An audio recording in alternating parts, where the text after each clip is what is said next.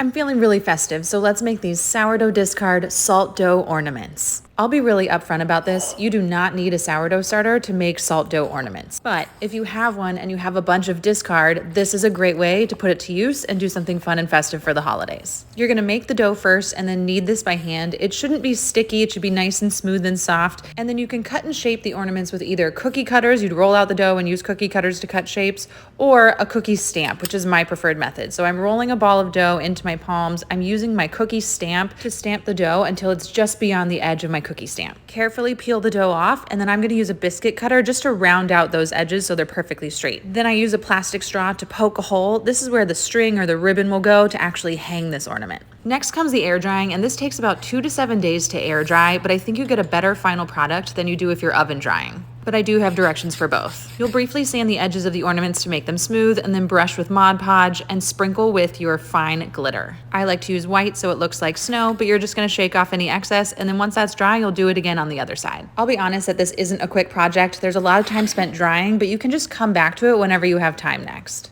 Once that's dry again, you're gonna put in your string or your ribbon. I put a little tape end to make sort of a needle point to help get that through. Tie a knot, cut off any excess, and your ornaments are done. They're beautiful and they last for years. Grab the recipe for these sourdough discard salt dough ornaments on my blog.